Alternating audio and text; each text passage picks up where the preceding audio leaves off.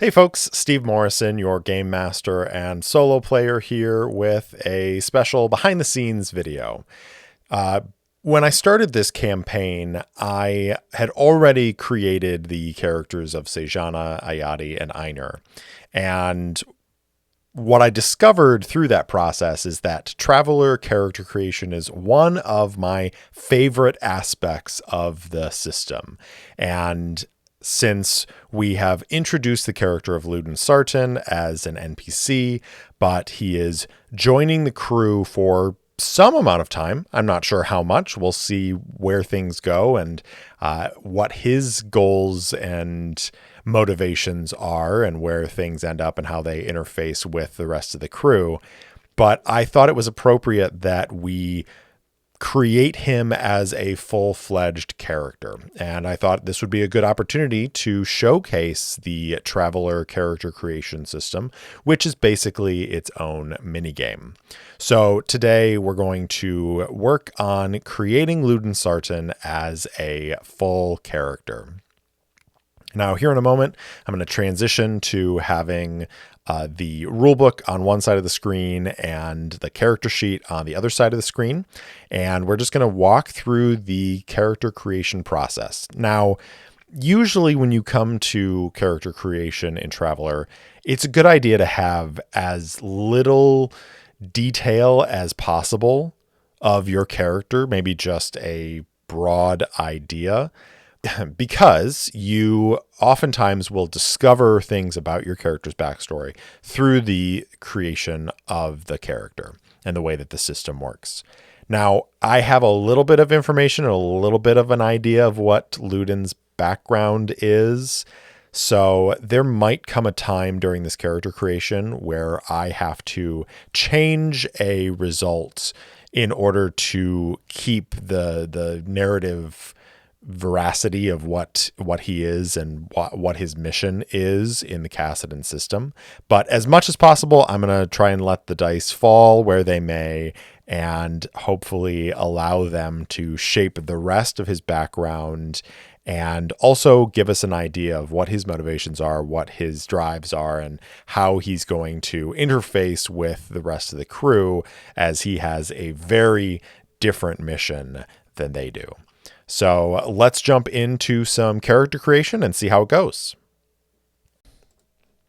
Okay, let's get into this character creation.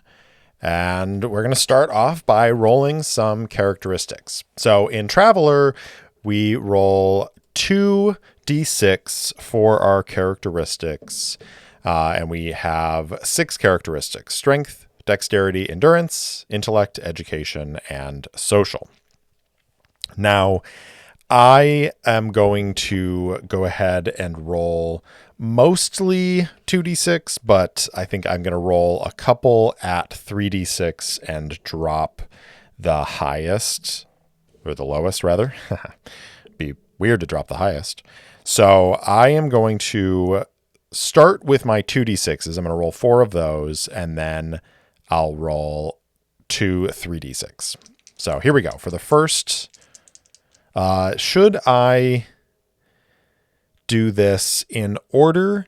I'm going to, just so that I can keep a record of what I've rolled, but then I'm going to feel free to move things around as I wish, because I have an idea for kind of what Luden's strengths are.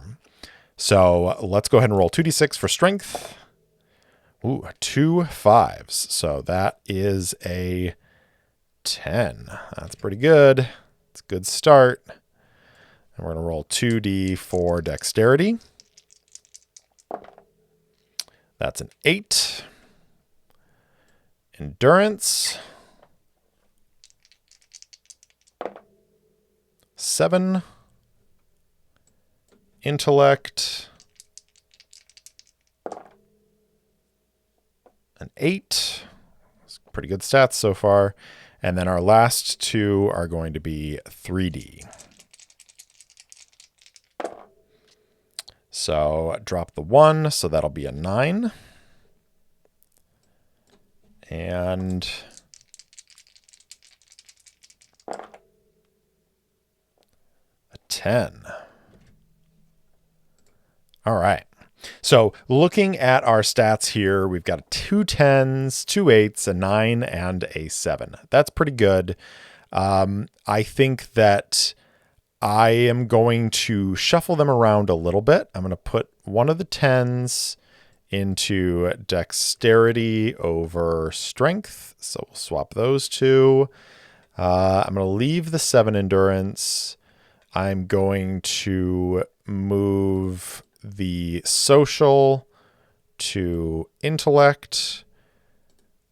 So that's where we're going to leave it. So we have a strength of 8, a dexterity of 10, an endurance of 7, an intellect of 10, an education of 9, and a social of 8.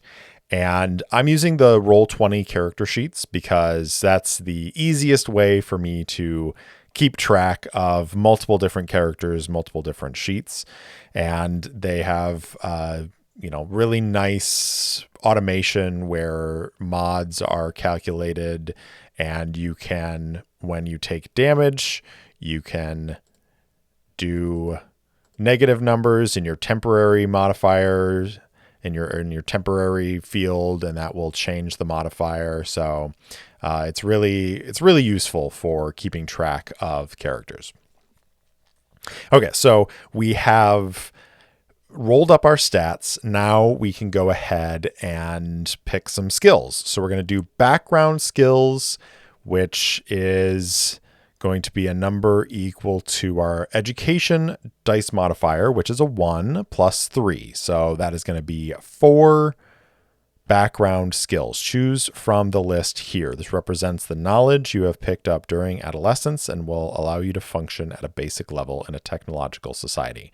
Now, I haven't really revealed where Luden comes from, but based off of these, think that I'm going to pick a couple of sensible ones and then a couple that are maybe a little less sensible and more interesting. So I'm going to give him art at skill level 0, which in the Roll20 character sheet basically just means clicking on that trained button there. So that is 1. I think he is going to gain mechanic. That will probably be useful given what he's trying to do. We're going to do streetwise, and then debating between electronics or admin. I think electronics makes more sense based off of what he is trying to accomplish, but I'm going to actually go with admin because I think that's an interesting skill for him to have access to. So at this point, the way that character creation works in Traveler is we have terms. And so your character starts at 18 years old. We have picked our background skills that represent their life up to 18. And now we are going to pick a career. There are a series of roles and checks that we have to perform to get into a career and to get through that career. And a term lasts for 4 years. So you have opportunities for events, for all sorts of different things to come up. Did Luden go to university? I don't think so. I think he just went right into a career. So I am going to pick the agent career for him because he essentially is a spy. That much I will say. So he's going to go into intelligence. Qualification is intellect 6+. So to get into a career, you've got your qualification. So you have to roll a 6+ on an intellect check in order to get into this career. So as an agent, we're going to roll our 2d6 plus 1 for intellect. Ooh, 5 plus 1 is 6, so barely makes it in, but he successfully qualifies. So when you get into a career, you gain some skills. So when you start a new career, you get to take all of the service skills at level 0. That's what's basic training. This is just for your first career. For subsequent careers, you pick one skill in the service skills table at level 0 as your basic training. Then you roll for survival, and that's where you roll to determine if you make it through your full 4 years of that term. If you don't, you have a mishap. Sometimes it forces you to leave the career. Other bad things can happen. If you survive the career, then you get an event, and then you can try to advance. And if you advance, you get access to other bonuses. So as our agent here, we are going to take a 0 level in Streetwise. Well, he's already got that. Drive. Investigate. Flyer, which is flying not orbital ships, but ships in atmosphere. Recon and gun combat, which that's good. We like to have a character with some gun combat on the ship. So that was the basic training. If he survives this career and continues on, next time he'll get to pick between rolling on personal development, service skills. He could do advanced education because he has an education over 8, or he could roll on the intelligence. So he's only going to gain 1 skill next time.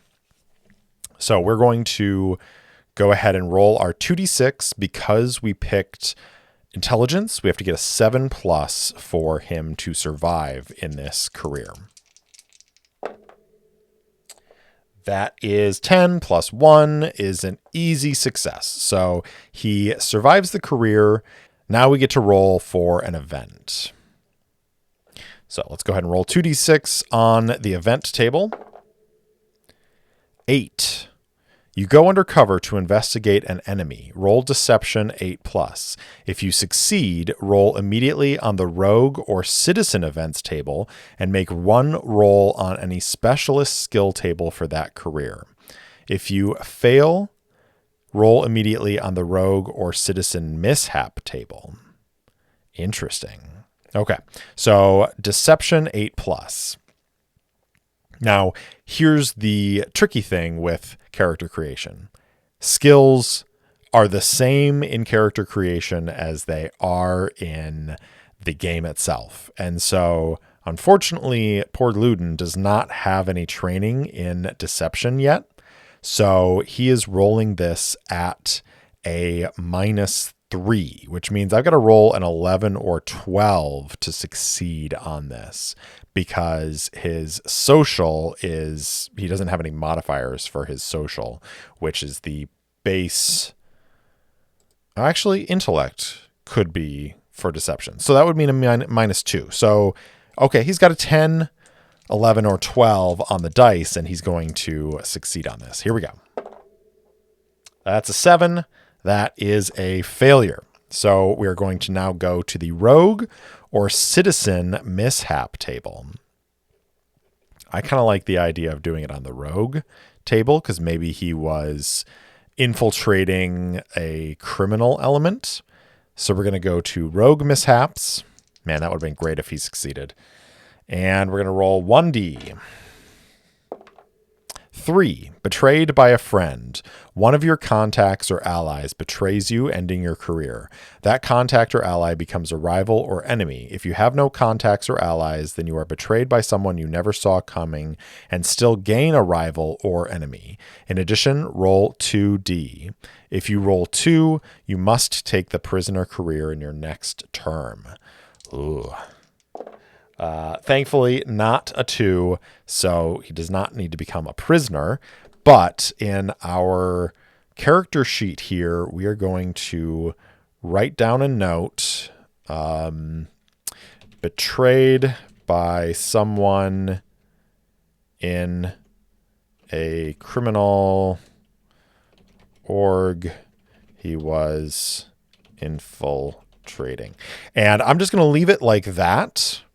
And we can go and fill in details on that later on. And I like to use that as the possibility of bringing in that character in the future if some situation arises that would allow that. So now that we've had our event, let me make sure that there wasn't anything else. If you fail, roll immediately on the rogue or citizen mishap table. Cool, we're done with that. So now that we have done the event, we can attempt to advance. And in order to advance as an intelligence officer, as an intelligence agent, we have to get 5+ on intellect. 6 + 1 is a 7. So advancement means that we go down here to the ranks and bonuses, and we start at rank 0. Now we move up to rank 1, agent, and we gain Deception 1 as a skill. I mean, that would have been super helpful before this happened, but that's not how it works. So I clicked on trained. Now I'm going to advance this to skill level 1 because it jumps right to Deception 1 when we gain that. But because we advanced, we get that benefit, but we also get a free roll on a skill table. So let's take a look at our skill tables here. Could be personal development. That could be really good because it has some stat increases. We could also roll on the service skills. We could roll on advanced education. We can also roll on intelligence. Now, none of these have engineering on the list. So we're going to have to figure out a way to get him some engineering in the future. So I think for this, I'm going to roll on personal development for this free roll. So I'm going to roll a d6, a 2, dexterity +1. That's great. Take it. Okay. We have survived. We had an event. We've advanced. That's the end of term 1. So now we can go over here to our age. Luden Sarten is 22. Now he's already in this career. We could at this point choose to move to a different career if we wanted to, but I'm not going to do that. I'm going to stay in this career. So we are going to simply pick a table again, and we're going to roll on that table to gain a skill. And I think that in this case, I'm going to go to the intelligence and roll a d6 on that skill table. 1, investigate. So we already have the investigate skill, which means we're going to bump it up to a skill level 1. And then we are going to go to our survival. We're going to roll 2d6 +1 again. 7 + 1 is an 8, so another survival. And we'll roll on our event. 6 this time.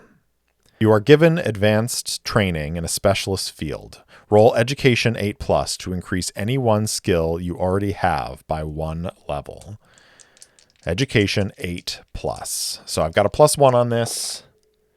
8 on the dice +1 is a 9. So Luden can increase any skill he already has by +1. I think he is going to increase his recon. He wants to be able to detect people. So that was his event. Now we can roll on our advancement. So we're going to roll 2d6 +1 again for his advancement. That's a 10 +1. Easily advances to rank 2, which is field agent, which gives him, of course, investigate 1. If it just said investigate, I could bump that up again. But because it says investigate 1 and I already have investigate 1, I don't gain anything off of that skill or bonus. I do get that free roll on one of the tables, and I think I'm going to do personal development again. So another D6, a 3 this time, which is going to increase his endurance to 8.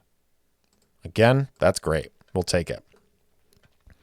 So that is term 2. He's now 26. Continuing in this career, we are going to roll on, I think, the advanced education this time.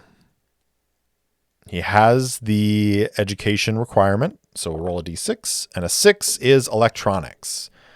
All right, so we got that electronics anyways. That's going to start, I believe, at level 0, unless it says otherwise.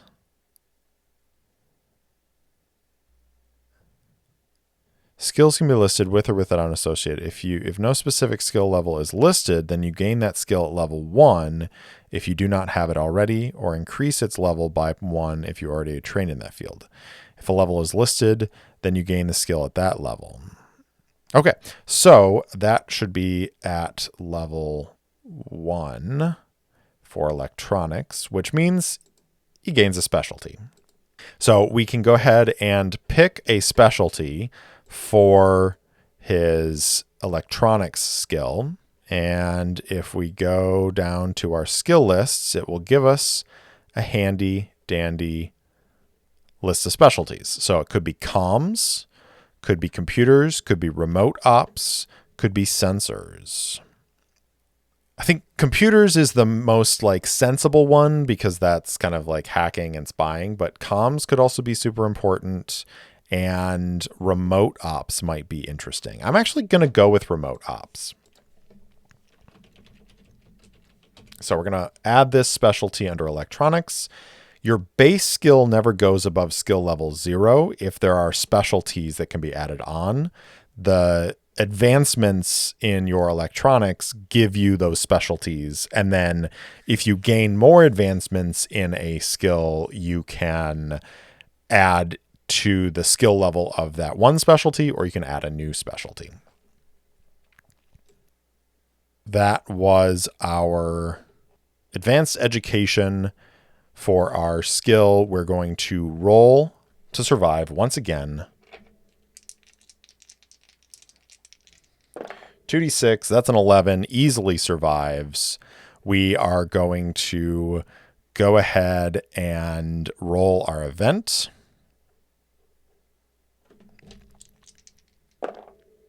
Ten, you are given specialist training in vehicles. Gain 1 of drive, flyer 1, pilot 1, or gunner 1. Well, he's already got drive, but not at level 1.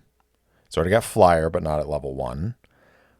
Pilot or gunner could be interesting. I feel like gunner might be useful for the crew. Drive, flyer, gunner, pilot. I'm not sure what I want, so I'm going to roll a d6, and if I get a 5 or 6, I'll just re-roll. Otherwise, it'll be in order. A 1. Drive 1. Okay, so maybe that's why he was driving a drift bike when we were introduced to him. That's his mode of transport, driving vehicles around planets. So that's the specialist training for his event. Now we get to roll on advancement again. 2d6, easily, that's 10 plus 1 is 11. So he advances once again from field agent to level 3. There are no skills or bonuses with that, but we get that free roll on these tables. So what are we missing? Or what would be fun to roll on? I think I'm going to roll on the intelligence table again. 1, investigate again. So his investigation goes up to skill level 2. So that's his advancement. Now that's going to be the end of this third term, which makes him 30 years old. And this, I introduced him as a younger man. Ayadi is 34, Sejan is 38. So I'm going to say that this is where we're going to muster out with this character. So when you leave a career for any reason, you gain material benefits from that career, representing money, equipment, and influence acquired during your years of work. Benefits are described fully on page 46. So you see the mustering out benefits here. We're going to roll on that a number of times based on the mustering out. So if we go to page 46, you gain 1 benefit roll for every full term served in that career. You also get extra benefit rolls if you reach high rank. There are 2 columns for benefit rolls in each career: cash and other benefits. You may roll only on the cash column a maximum of 3 times across all your careers. So we reached rank 3, which means we get 2 bonus benefit rolls. Traveler with the gambler skill gains +1 on cash columns. All right. So with that in mind, we're going to get a total of 5 because we had 3 careers, 3 career terms, and 2 bonus for the advancement. So I like to roll on the benefits first to see what I get. And then depending on what we get, we can roll on some cash as well. So first roll is a 6. So a Soch +1 or cybernetic implant. Ooh, that's tempting because if I bump my social, that's going to give him a modifier, but a cybernetic implant could be good. I think it makes more sense for him to have a cybernetic implant. So I'm going to go into my inventory and I'm going to just write cybernetic implant from agent career, and I'll pick that later. Second roll, benefits again. A 4 this time is a weapon. Okay, so we're going to add a weapon from agent career. Third, let's roll on benefits again. A 3 this time, which is a ship share. That is slightly less exciting, but we are okay with that. Ship share. Ship shares are basically you get a certain amount of money towards a ship if you are buying a ship. So that doesn't necessarily come into play in our campaign currently, but it could in the future. I don't know. I don't know how things are going to go. And let's give him a money roll. Let's roll on the cash table. This is our 4th roll. A 6. All right, that's 25,000 credits. So I'm going to add that, or in the parlance of my universe, 25,000 rue. And I think I'm going to roll on the benefits once again because I don't think he needs a lot of money, but I think he could use another benefit. A 2 this time, intelligence or intellect +1. All right, I'll take that too. So that is all 5 of our benefit rolls. We could at this point go and purchase gear and take care of that stuff. There's also this wonderful aging rolls where if you get above 34 years old, you have to roll and you possibly could start losing physical attributes. You can get injured in mishaps and then have medical bills. There's all sorts of fun stuff, but we're not, we didn't come across any of that in this particular experience. Now we have these skill packages. All travelers select one of the following skill packages. These are a collection. And I believe when I started the game, I went with the Traveler skill pack. Now, I already divided all of these up between the other three characters, so I don't think it necessarily makes sense for Luden to gain anything off of this. So instead, what I'm going to do, because he does have special training for this mission, I am going to go and look at the other skills and maybe pick, I'm going to roll a d6 and use it as a d3. So if I roll a 1 to 2, he'll get 1 skill. 3 to 4 will be 2 skills. 5 to 6 will be 3 skills. I rolled a 4, so he gets 2 bonus skills to represent kind of the specialized training he got for this mission. So the first one is going to be engineer, because I think he needs to have a base level training in engineer in order to be able to keep his cover. But I am not going to give him a skill level in this. I'm going to say it's at 0. And then he needs some other training that could help him in this experience. And stealth is the one, being a spy, that makes the most sense to me. So I'm going to give him stealth, but I am going to give him stealth at a skill level of 1.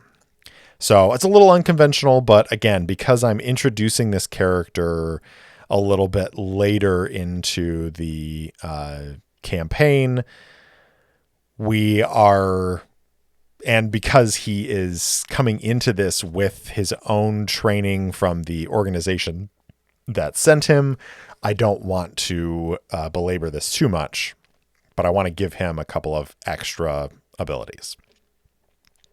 So from here, we could go and pick inventory and, all that stuff, but I think I'm going to leave it here now that we have the basics, and I'll fill in this stuff later as we play, and it'll hopefully will come into play at some point. This enemy that he came across, and I'm definitely going to pick out this cybernetic implant. And now we have a character that has all of these skills and is going to be, for better or worse, a viable member of the crew of the Howlin Wolf. And I really love the way that this system works and the way that these various pieces can all pull together to create a backstory. And with each of those events that I rolled up, I can go back and I can flesh out those events and put names and ideas to those events. And so in a really cool way, this very simple character creation system where you just have these prompts can spiral off into all these other pieces of world building that you can use to create your setting when you're running this game for yourself. All right, that was character creation, and now we have a fully fledged character sheet for Luden Sarten. And now anytime throughout this rest of this campaign that he's involved, when something comes up where he needs to roll on something, I will have him roll using these stats and skills. Thank you for coming along with me and joining me for this character creation. I hope it was useful and enjoyable. Until next time, I'll see you in the deep, liars.